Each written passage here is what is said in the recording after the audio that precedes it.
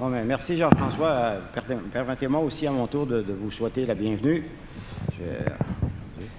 Bon, au début, on m'avait dit que j'aurais 1 heure pour ma conférence. Après, ça a descendu à 30 minutes. Maintenant, c'est 20 minutes là. Donc, j'espère que vous avez pris votre café parce que je vais aller très, très vite.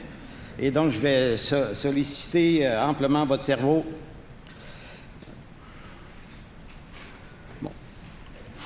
Lorsqu'on parle de l'avenir de la profession enseignante ou de la formation des enseignants, il faut inscrire cet avenir-là dans le passé. Dans le fond, c'est l'avenir du passé. Qu'est-ce que le passé pour l'enseignement? En Amérique du Nord, fondamentalement, c'est le mouvement de professionnalisation de l'enseignement. La plupart d'entre vous connaissez ce mouvement-là. C'était amorcé dans les années 80 aux États-Unis et il s'est étendu partout au Canada et par la suite dans l'ensemble des pays anglo-saxons et bien sûr en Europe et en Amérique latine. Ce mouvement-là n'est pas juste un mouvement intellectuel, c'est un mouvement qui s'est traduit par de nombreuses réformes des politiques qui ont modifié profondément l'organisation du travail des enseignants dans les écoles et les classes, mais aussi les programmes de formation des enseignants, des enseignantes. Dans la plupart des pays, ça a conduit à la naissance de nouvelles institutions comme les UFM en France ou les HEP en Suisse. Au Canada, au Québec, les programmes ont été profondément modifiés, ont été allongés, la formation pratique s'est densifiée. Ce mouvement-là s'est développé concrètement vers le milieu des années 80. Nous avons quand même une trentaine d'années maintenant derrière nous et pour plusieurs, c'est le temps des bilans. Qu'en est-il aujourd'hui de la professionnalisation de l'enseignement? Dans quelle direction va-t-il ce mouvement de professionnalisation? Que peut-on en espérer dans l'avenir? Le mouvement de professionnalisation est complexe parce qu'il touche toutes les dimensions du métier. Il touche l'éthique, l'autonomie, la base de connaissances, les relations entre l'université et les milieux scolaires. Il touche l'identité des enseignants, leur place dans l'école et l'organisation du travail scolaire. Bref, il touche une foule d'aspects. Étant donné le temps dont je dispose, je vais me limiter ce matin à 2 seuls aspects. Le premier aspect, c'est celui de la base de connaissances. La question qui va m'intéresser et à laquelle je vais essayer de répondre de manière très brève, c'est est-ce que la promesse de réaliser, de construire une base de connaissances spécifique à l'enseignement, cette promesse-là, s'est-elle au moins en partie réalisée? Cette base de connaissances, c'est-à-dire des savoirs professionnels, des compétences professionnelles, qui peuvent servir d'assise à l'activité et aux pratiques enseignantes. Cette base a-t-elle été intégrée dans les écoles et les classes en Amérique du Nord et plus spécifiquement au Québec? Dans un thème, c'est celui de la base de connaissances. L'autre thème, c'est celui de l'autonomie des enseignants. Un professionnel, par définition, c'est quelqu'un qui est autonome. Je vais revenir tantôt sur cette notion d'autonomie-là. Est-ce que l'autonomie professionnelle des enseignants s'est-elle accrue? Est-ce que les professionnels de l'enseignement aujourd'hui, en 2015, sont-ils plus autonomes qu'ils l'étaient en 1985? Et je vais essayer de montrer rapidement comment la question de la base de connaissances est intimement, étroitement liée à celle de l'autonomie. Bon, pourquoi parle-t-on d'une base de connaissances à l'enseignement? Fondamentalement, on sait que toute profession, que ce soit les professions de la santé, les professions de l'ingénierie, en psychologie, dans tous les domaines des professions, l'activité professionnelle, en principe, ne repose pas sur le sens commun, ne repose pas sur l'expérience ou l'intuition des praticiens, mais repose sur une base de connaissances que les Anglais appellent « knowledge base ». Cette base de connaissances-là, je ne veux pas m'étendre là-dessus parce que c'est un sujet extrêmement complexe, là, mais de manière générale, le professionnel dispose d'une base de savoir et de compétences qui lui permet de fonder son expertise et en même temps de légitimer son activité aux yeux du public et aux yeux de l'État. Parce qu'en Amérique du Nord, c'est l'État qui accorde le titre de professionnel aux différentes corporations. Or, vous savez comme moi que l'enseignement, comme plusieurs autres professions, repose sur les sciences sociales et humaines.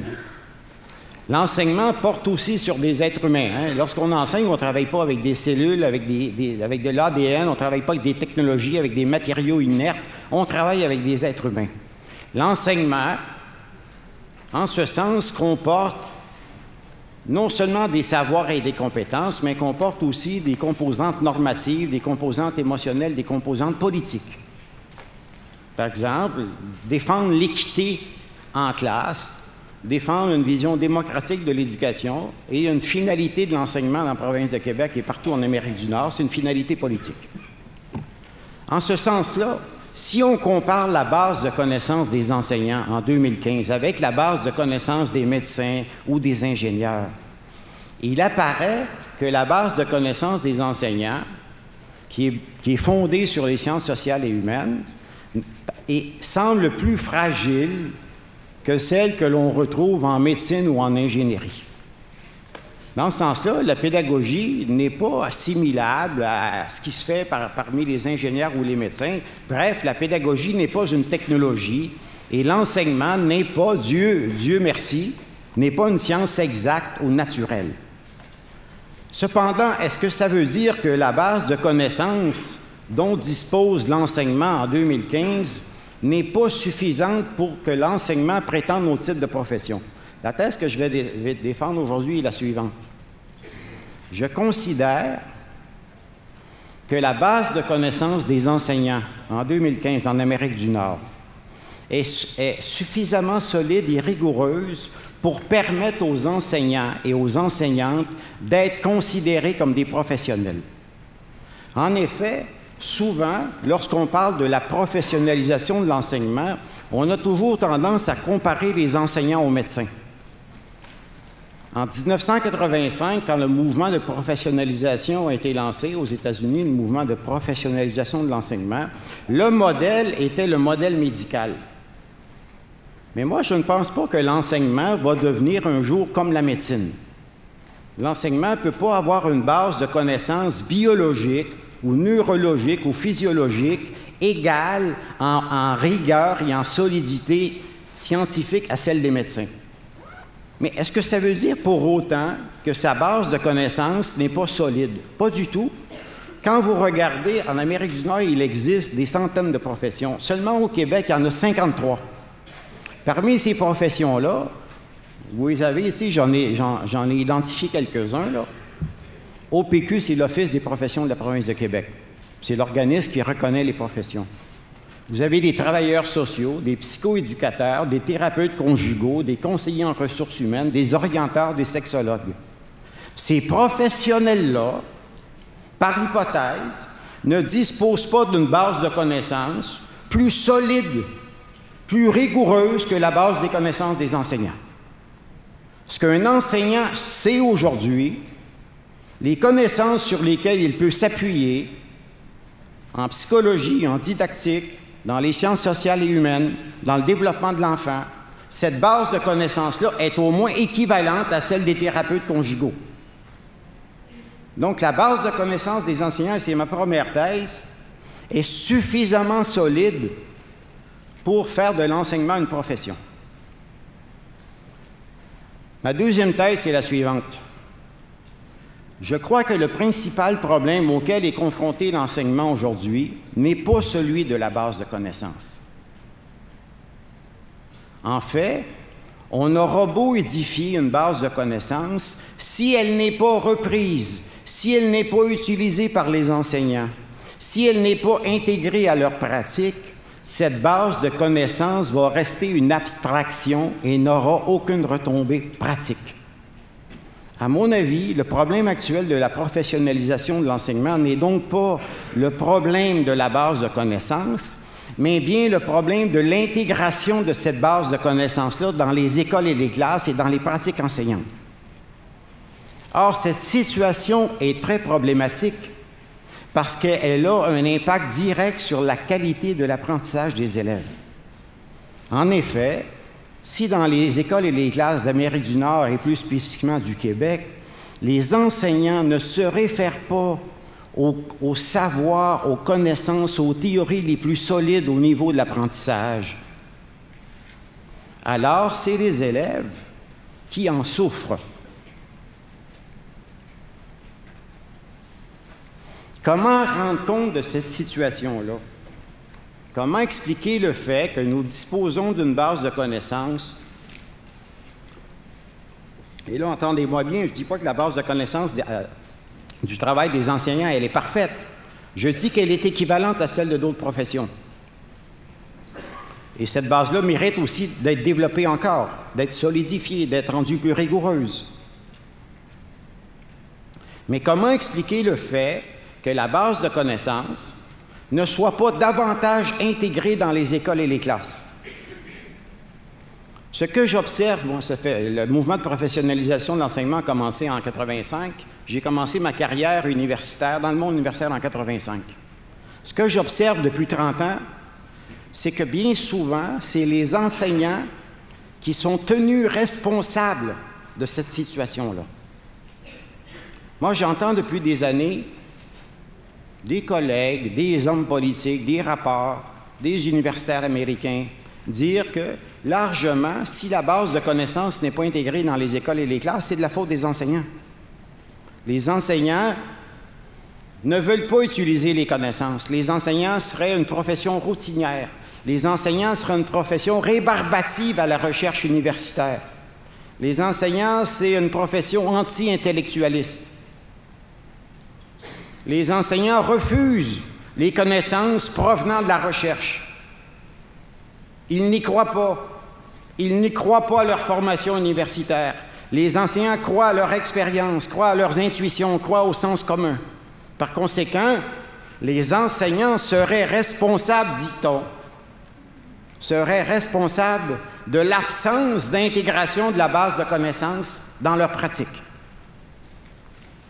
Donc, pour de nombreux administrateurs, gestionnaires politiques et universitaires, les enseignants sont donc coupables des difficultés vécues par de nombreux élèves parce qu'ils n'utilisent pas les meilleures connaissances connues à ce jour.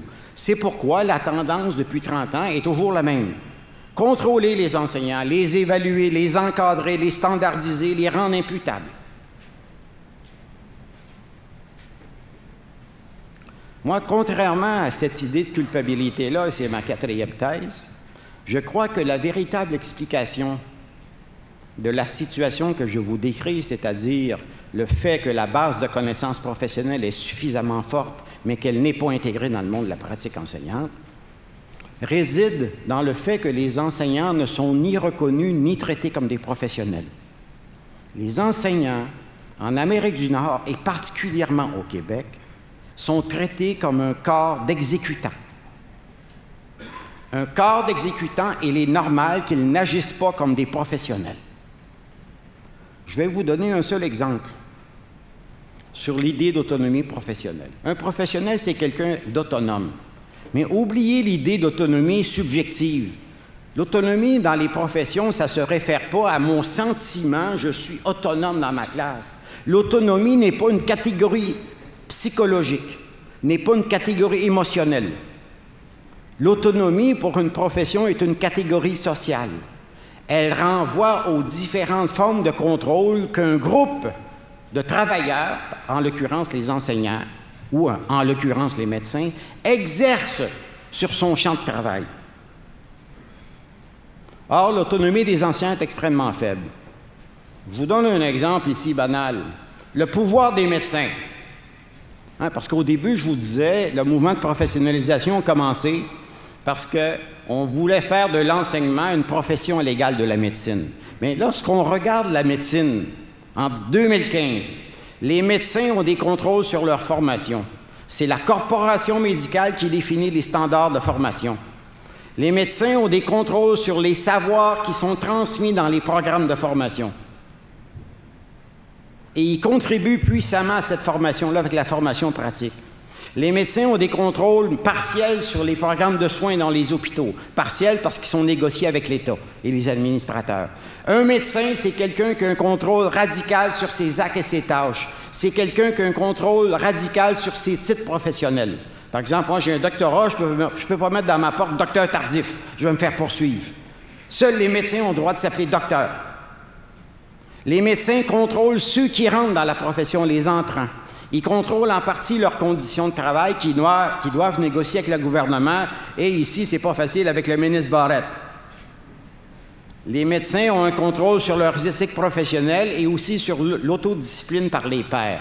Mais quand on les compare aux enseignants, les enseignants, vous voyez, là, j'ai coché toutes faibles à gauche, sauf les tâches et les conditions de travail, parce qu'elles sont négociées par les syndicats et les enseignants, en partie, réussissent à imposer leur pouvoir de négociation là-dessus. Mais maintenant, les enseignants aujourd'hui, c'est des gens qui ne contrôlent pas leur formation. La formation est décidée par le ministère de l'Éducation et par les universités. Les savoirs que les enseignants doivent apprendre à l'université, les compétences, la base de connaissances, les enseignants n'ont pas leur mot à dire sur cette base-là. Ils n'ont pas leur mot à dire sur leur programme d'études. Ils n'ont pas leur mot à dire sur l'éthique professionnelle, sur l'autodiscipline. Ils n'exercent aucun contrôle sur ceux qui entrent dans leur profession. Il y a beaucoup de gens qui viennent d'autres pays. Là, je vous signale qu'au Québec, 45% des enseignants sont précaires. 25% des enseignants du secondaire enseignent dans des matières pour lesquelles ils n'ont pas été formés. Donc, le contrôle des enseignants est extrêmement faible. Qu'est-ce qu'on peut conclure? On peut conclure ceci. Les enseignants ne sont pas des professionnels autonomes. Ils sont des professionnels en situation d'hétéronomie. Hétéronomie veut dire, c'est un terme qui vient de la philo, hétéronomie, ça veut dire que ma volonté est contrôlée par d'autres. Hétéronomie professionnelle, ça veut dire que les enseignants ne sont pas des professionnels autonomes qui décident de quoi faire, comment faire. Au contraire, leur autonomie est définie par d'autres et donc elle est hétéronome. En 2015, à l'heure que je vous parle, aujourd'hui au Québec, l'autonomie enseignante n'existe pas. Ce qui existe, c'est l'hétéronomie, les contrôles par le ministère de l'Éducation, les universités, les idéologues pédagogiques qui définissent les programmes, les experts universitaires qui disent aux enseignants quoi et comment ils doivent penser, agir, savoir et enseigner. Les enseignants ne sont donc pas un corps de professionnels en Amérique du Nord. Ils sont un corps d'exécutants, un corps de fonctionnaires d'État. Mais justement, un corps d'exécutants n'a pas besoin d'une base de connaissances. Un corps de fonctionnaires n'a pas besoin d'une base de connaissances. Il n'a qu'à exécuter ce qu'on lui demande de faire. Telle est aujourd'hui la situation actuelle dans laquelle bute le mouvement de professionnalisation. En définitive, nous avons une base de connaissances, mais une base de connaissances pour une profession qui n'existe pas. Merci.